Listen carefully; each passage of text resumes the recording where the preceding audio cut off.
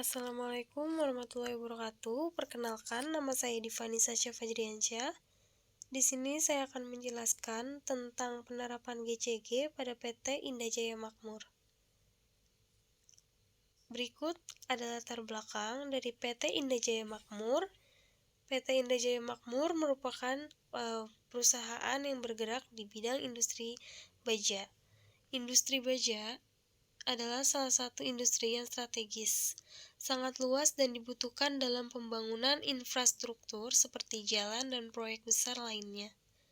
PT Indah Jaya Makmur mengimplementasikan GCG secara langsung dan tidak langsung akan memberi nilai tambah bagi peningkatan nilai perusahaan. GCG sangat diperlukan agar perusahaan dapat bertahan dan tangguh dalam menghadapi persaingan yang semakin ketat. GCG Assessment adalah suatu proses evaluasi yang terstruktur dan sistematis untuk mengukur efektivitas tata kelola perusahaan dengan mempertimbangkan praktik manajemen, peraturan, dan standar yang berlaku. Berikut juga diterapkan dari tahapan proses GCG Assessment. Yang pertama, dilakukan persiapan. Tahap ini meliputi pengumpulan informasi mengenai profil perusahaan, struktur organisasi, kebijakan prosedur, dan praktik-praktik tata kelola perusahaan. Informasi yang diperoleh dari tahap ini akan membantu dalam pengembangan kuesioner dan instrumen penilaian. Jadi sebelum dilakukan, itu langkah-langkah baiknya kita melakukan persiapan.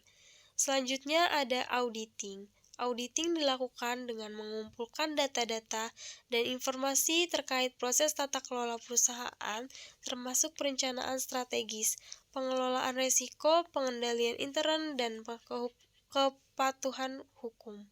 Prosedur audit juga mencakup wawancara dengan manajemen perusahaan, direksi, dan karyawan. Yang ketiga ada penilaian. Penilaian ini dapat dilakukan dengan menggunakan instrumen yang telah disiapkan dan didasarkan pada prinsip tata kelola perusahaan yang baik. Beberapa prinsip yang dinilai antara lain itu ada transparansi, akuntabilitas, dan integrasi, dan serta kebijakan yang adil. Selanjutnya ada pelaporan. Pelaporan ini setelah proses penilaian dilaksanakan. Jadi, hasilnya dirangkum dan dikelompokkan dalam laporan. Laporan ini berisi evaluasi mengenai tata kelola perusahaan yang ada, rekomendasi peningkatan, serta analisis perbandingan dengan praktik tata kelola perusahaan yang baik yang berlaku di industri sejenis. Selanjutnya ada implementasi. Implementasi di sini adalah penyelesaian masalah. Jadi perusahaan harus mengimplementasikan rekomendasi yang diberikan oleh tim GCG untuk meningkatkan tata kelola perusahaannya. Implementasi ini harus dilakukan secara bertahap dan secara terus-menerus dan dimonitor oleh tim GCG untuk memastikan keberhasilan implementasi. Selanjutnya ada kebijakan komisaris. Dalam suatu perusahaan, tugas komisaris itu kan adalah mengarahkan serta menilai strategi yang akan dijalani. Nah, dalam hal ini, komisaris perlu menilai kebijakan pengendalian risiko, garis-garis besar, rencana kerja dan usaha, anggaran tahunan, serta mengawasi pelaksanaan kinerja perusahaan. Selain itu juga, tugas dari komisaris ini adalah mengawasi jalannya investasi, penjualan aset, serta penggunaan modal yang dilakukan oleh perusahaan.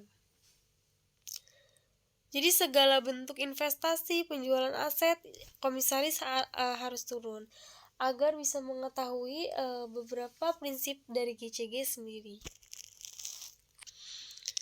Selanjutnya, bukti atas keberhasilan dari PT Indah Jaya Makmur di sini menjadikan tata kelola perusahaan yang baik atau disingkat dengan GCG itu menjadi atribut utama bagi perusahaan dalam menjaga eksistensi dan kredibilitas di mata investor dan pemangku kepentingan. Sebuah perusahaan perlu memastikan bahwa visi dan misi yang telah dirumuskan dapat berjalan sesuai dengan apa yang ditetapkan. Tentunya GCG sendiri perlu didukung dengan prinsip-prinsip yang mendasari kegiatan usaha. Sebuah perusahaan itu harus memiliki prinsip yang seperti transparansi, akuntabilitas, tanggung jawab, dan independensi, serta kewajaran.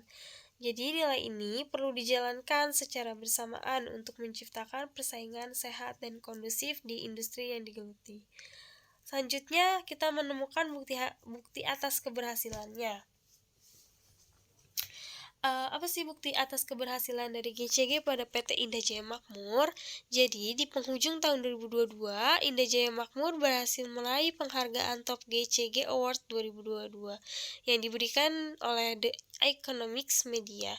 Untuk kategori Industrial Management, penghargaan ini diberikan kepada 60 perusahaan dari beragam bidang industri yang telah terbukti sukses mengimplementasikan prinsip GCG dalam menciptakan persaingan bisnis yang sehat serta mendukung terciptanya perekonomian yang kondusif.